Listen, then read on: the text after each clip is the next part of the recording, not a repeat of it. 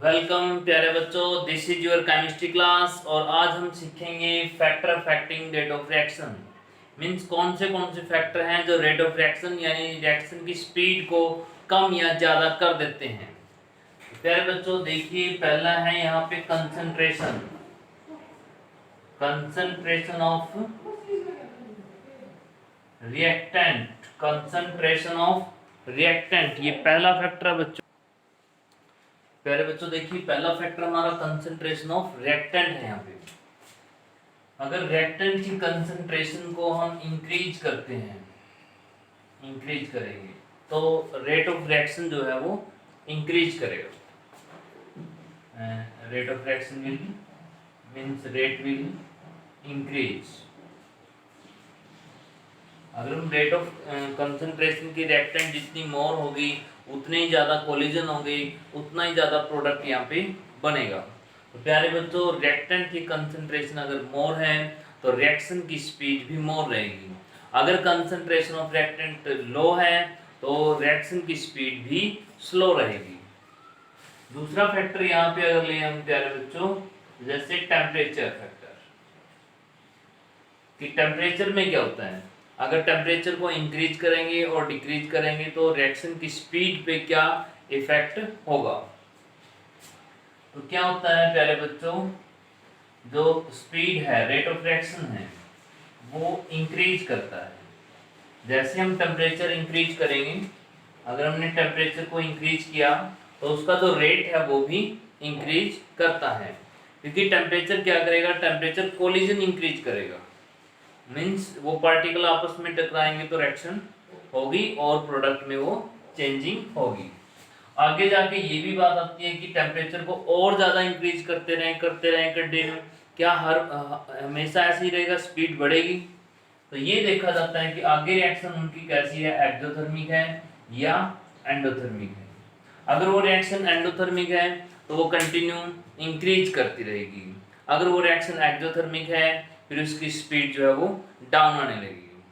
तो प्यारे बच्चों, स्टार्टिंग की अगर बात करें हम कि टेम्परेचर का इंक्रीज होना किसी रिएक्शन के फेवर में है, तो यस वो फेवर में है, क्योंकि इससे पार्टिकल का कोलिजन इंक्रीज होता है। लेकिन फर्दर बहुत ज़्यादा हाई टेम्परेचर करें तो फिर आगे डिपेंड करता है कि वो रिएक्शन कौन से टाइप की है। प्यारे बच्चों, बात करते हैं हम प्रेशर की, कि प्रेशर से क्या होगा। अगर हम प्रेशर इंक्रीज करें तो उसमें क्या इफेक्ट होगा। देखिए, अगर गैस की बात कर रहे हैं, अगर हम प्रेशर इंक्रीज करेंगे तो उसके जो रिएक्टेंट हैं, रिएक्टेंट जो है वो क्लोजर आएंगे। प्रेशर से रिएक्टेंट जो है वो क्लोजर आएंगे, क्लोजर आएंगे तो रिएक्शन जो है प्रोसीड करेगी, रिएक्शन जो है वो इंक्रीज करेगी। मीन्स उसका रेट जो है वो इंक्रीज करेगा। तो more the pressure and more the rate of reaction। प्यारे बच्चों, जो प्रेशर कॉन्सेप्ट है, टेम्परेचर कॉन्सेप्ट है, या +1 में भी पढ़ चुके हो और इनका ली-चैटलियर प्रिंसिपल हम पढ़ चुके हैं बड़ी डिटेल से। तो जनरली याद रखेंगे इनके बारे में। प्रेशर अगर इंक्रीज करते हैं तो पार्टिकल क्लोजर आएंगे, रिएक्शन जो है वो इंक्रीज कर सकती है। लेकिन इस बात पे डिपेंड करता है कि वो आगे और ज़्यादा हम प्रेशर इंक्रीज कर रहे हैं तो क्या होगा।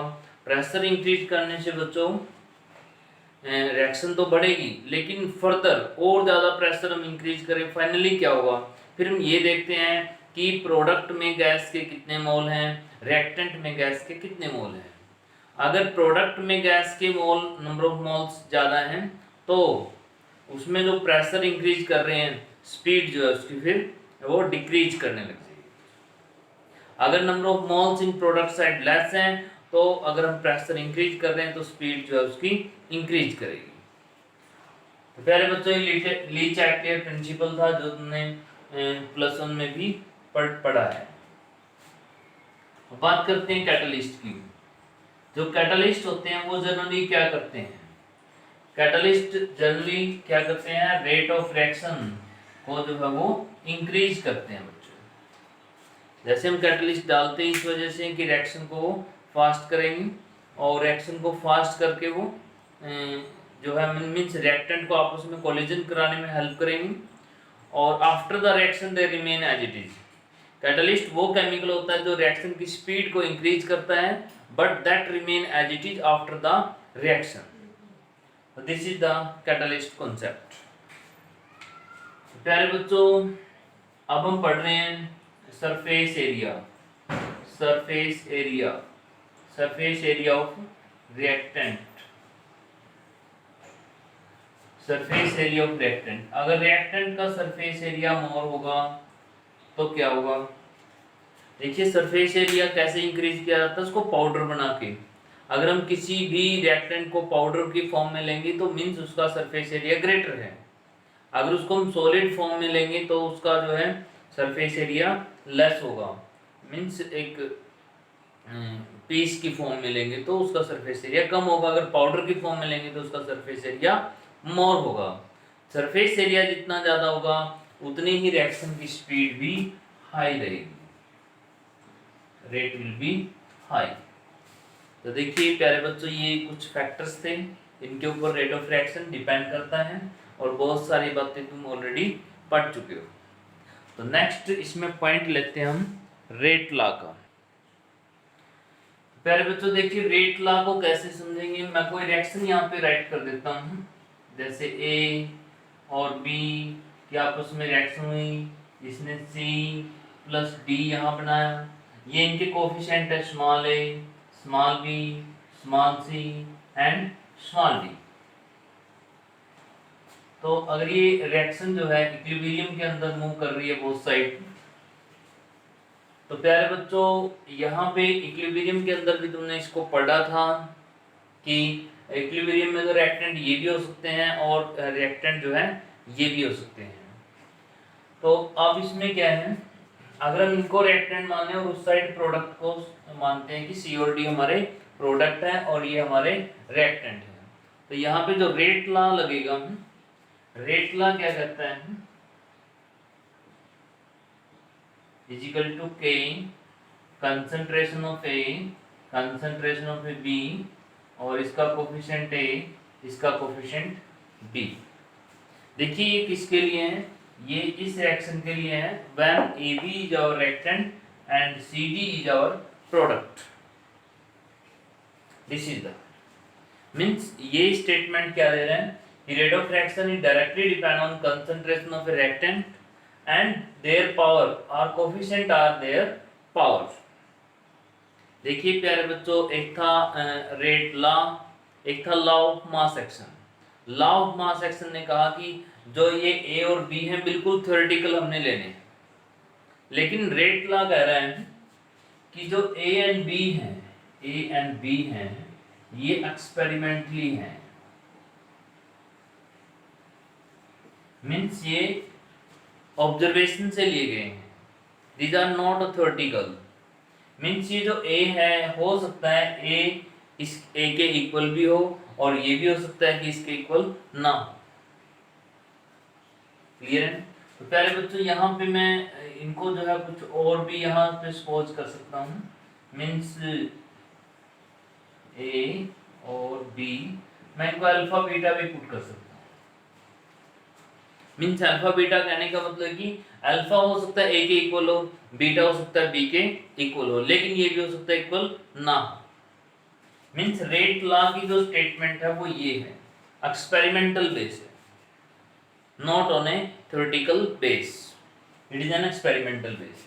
इसने कहा कि जो रिएक्टेंट्स हैं उनकी जो पावर करते हैं वो कोफिशिएंट को करते हैं and that may be equal और not equal to their coefficient. ये हो सकता है ए बी के इक्वल हो और ना भी। तो प्यारे बच्चों ये क्या है यहाँ पे, ये है यहाँ पे रेट कांस्टेंट, के जो है यहाँ पे रेट कांस्टेंट है। अगर ए की कंसंट्रेशन 1 है, बी की कंसंट्रेशन 1 है, तो प्यारे बच्चों के किसके इक्वल होगा, K is equal to the rate of reaction.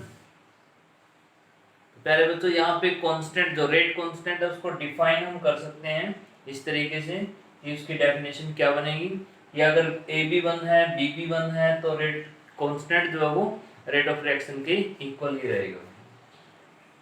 हम रेट ऑफ रिएक्शन कैसे लिख सकते हैं, जैसे change in concentration of A divide में टाइम टेकन, और इसका जो ये कोफिशिएंट हो गया नेगेटिव साइन, ये इसी के साथ है, ये कर चुके हैं ऑलरेडी कि रेट ऑफ रिएक्शन किसी भी एक रिएक्टेंट या कोई भी एक प्रोडक्ट के टर्म में हम राइट कर सकते हैं।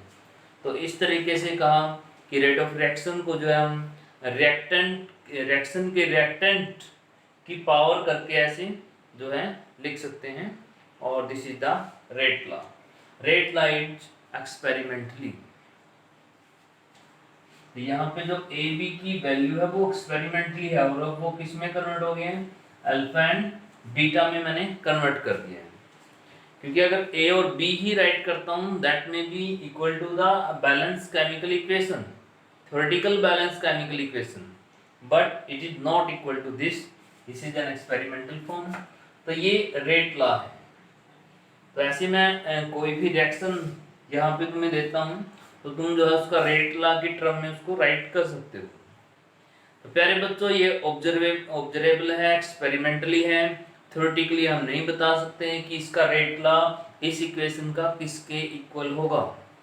तो जैसे एक एग्जांपल लेते हैं, और बहुत अच्छा एग्जांपल है, उसमें आपने बताना होगा कि उसका रेट लॉ कैसे लिखूं, मींस ये पावर कैसे लगाऊंगा, अल्फा बीटा की पावर क्या होगी मेरी। तो देखिए आप इसके बाद हम राइट करते हैं क्वेश्चन जिससे क्लियर होगा।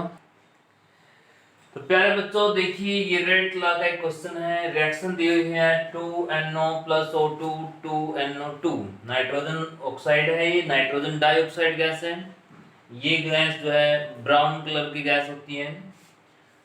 तो देखिए प्यारे बच्चों ये रिएक्शन दिए हैं, ये इनकी इनिशियल कंसंट्रेशन दिखाई है रिएक्टेंट की इनिशियल कंसंट्रेशन। तो जैसे रेट लिखते हैं तो कांस्टेंट के कंसंट्रेशन ऑफ NO की क्या कंसंट्रेशन है स्टार्टिंग में, O2 की क्या कंसंट्रेशन है, ऊपर क्या है अल्फा एंड बीटा। क्यों अल्फा बीटा कुछ भी वैल्यू हो सकती है, हमें नहीं पता है, this is the observable experimental value. तो अब देखिए इस डाटा से एक्सपेरिमेंट करिए कि यहाँ और यहाँ इनके कोफिशिएंट क्या 2 और 1 है या कुछ और आ रहे हैं, चेक करते हैं इसको। तो प्यारे बच्चों देखिए इन दोनों की कंसंट्रेशन ये रखी, तो रेट ऑफ रिएक्शन ये आया, इनकी कंसंट्रेशन कुछ भी है दोनों की, एक कंसंट्रेशन रखी और स्पीड ये आ रही है। फिर क्या किया, एक की कंसंट्रेशन को इंक्रीज कर दिया, इसको डबल कर दिया। डबल करने से क्या हुआ, ये जो है इससे क्या लिंक है इसका, ये 4 टाइम्स है, इसके डबल करने से बच्चों रेट ऑफ रिएक्शन जो है 4 टाइम हो गया। तो इसका मतलब क्या हो सकता है, जो कंसंट्रेशन ऑफ NO है इसकी वैल्यू मैं 2 राइट कर सकता हूं यहाँ पे, क्योंकि देखिए इसके डबल करने से अगर इसको मैं डबल कर दूंगा तो ये जो रेट है यहाँ पे इसकी वैल्यू क्या आएगी, 4 टाइम्स इंक्रीज हो जाएगी। तो यहाँ पे भी ऐसे हुआ कि जैसे मैंने इसको डबल किया तो ये रेट ऑफ रिएक्शन 4 टाइम हो गया। तो कंक्लूजन आ गया कि NO के ऊपर जो पावर है वो 2 है। अगर ये पावर 1 होती प्यारे बच्चों तो यहाँ डबल करने से ये डबल ही होता, 4 टाइम नहीं होता, ठीक है। अगर ये पावर 3 होती बच्चों तो इसको जब हम डबल करते हैं तो अगर ये पावर 3 होती तो 2 × 2 यानी कि 8 टाइम्स यहाँ पे हो जाता। तो अब देखिए प्यारे बच्चों, अब इसमें तो कोई चेंज नहीं करके देखा, अभी इसमें भी चेंज करके देखते हैं कि इसको तो देखो वही पहले वाला रखा, अब इसको डबल करके देखा और इसको डबल करके देखा तो ये इसमें और इसमें क्या रिलेशन है, ये इसका डबल है, ये इसका डबल है बच्चों। तो डबल है इसका मतलब जो इसकी कंसंट्रेशन डबल करने पे रेट ऑफ रिएक्शन डबल हो जाता है, इसका मतलब इसका जो कोफिशिएंट है वो 1 है। तो प्यारे बच्चों बिल्कुल इसी की तरह रिजल्ट आया है, यहाँ पे जो कोफिशिएंट 2 है यहाँ पे 1 है, और एक्सपेरिमेंटली भी यही ऑब्जर्व हुआ है। मीन हो सकता है कि इसके इक्वल हो और ये भी हो सकता है कि इसके इक्वल ना हो। तो इस टाइप के क्वेश्चन भी तुम्हारे एग्जाम में आ सकते हैं। ऐसे कोई डाटा वो प्रोवाइड कर सकते हैं, उस डाटा से तुम्हें बताना होगा कि ये डाटा एक्सपेरिमेंटल है, और एक्सपेरिमेंटली इस डाटा से बताइए कि यहाँ पे इनके जो कोफिशिएंट बनेंगे वो क्या बनेंगे। तो प्यारे बच्चों, ये है किसी भी रिएक्शन को रिप्रेजेंट करने का, एक्सप्रेस करने का तरीका, और उसमें स्पीड को कैसे एक्सप्रेस करते हैं किसी भी रिएक्शन में, और उसमें जो कोफिशिएंट हैं उनकी कैलकुलेशन हम कैसे कर सकते हैं। थैंक यू बेटा, आज के लिए हम इतना ही करेंगे।